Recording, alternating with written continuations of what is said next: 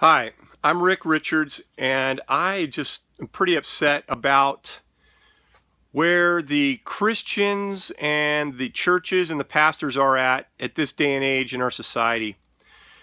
Yesterday, I went to Palm Sunday service at my church, and here in Arizona, we have an election on Tuesday.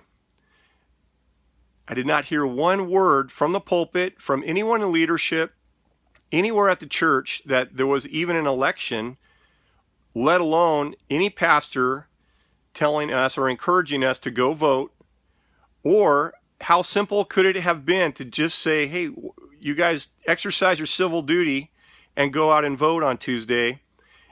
And how easy would it be for a pastor to say something like, why don't you pick a candidate that follows biblical principles and vote for that candidate, so that we can have some leadership in this nation that have biblical principles as their foundation. But yet the pastors of this nation, so many of them are so scared or so misinformed or so controlled by money that they're afraid to say anything political whatsoever. Back in our founding fathers, there was when our nation was weighing in the balance that England was going to continue to take this nation and control it, there was a group that the British soldiers used to call, which was the biggest threat during the Revolution. They were called the Black Robe Regiment. Who was the Black Robe Regiment?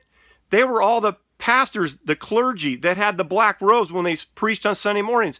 They would get up and say, this is tyranny, this is wrong. England should not dictate from across the seas how we should run our colonies here. We should free the slaves. We should have freedom of religion, not the control of the state or the government, and we need to become an independent nation. Who led the charge? It were the pastors. It was the Christians. It was the Black Robe Regiment. Look it up. I'm so disgusted with Christians these days that are so wimpy, they will not get involved politically whatsoever. They won't go out and vote. They don't even care about voting. When I was in Bible college, I had 3 other roommates, and this was during the election when Clinton was running the very first time. And after election day, I got back from voting, and I asked my roommates, hey guys, who did you guys go out and vote? Who'd you vote for? 3 of my roommates didn't even go out and vote.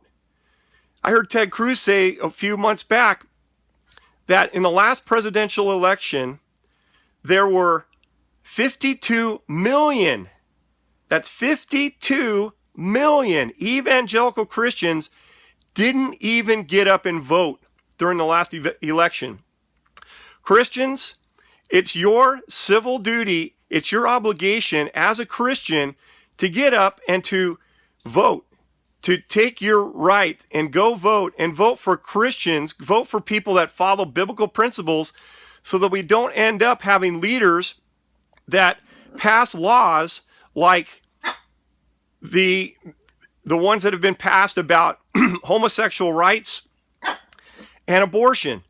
Guess what? In the Bible, it says that you should not kill babies. The Bible says that homosexuality is an abomination to Christ.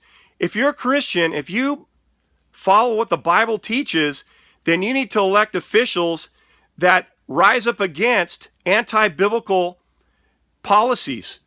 So Christians, pastors, churches, get involved. Also, by the way, there's never been one church in the history of the United States that lost their tax exempt status for talking politics. And every pastor out there that thinks, oh, we can't talk politics because we'll lose our tax exempt status, you're completely, it will never happen. It will never happen. So get out there, talk to your congregations, and tell them and encourage them to get involved politically, to go ahead and vote, and to let's get the vote out there and have the evangelicals make a difference this election instead of sitting on your rear ends at home doing absolutely nothing. End of my rant. I hope this gets some good airtime out there because something needs to change big time. This is Rick Richards from Glendale, Arizona, signing off.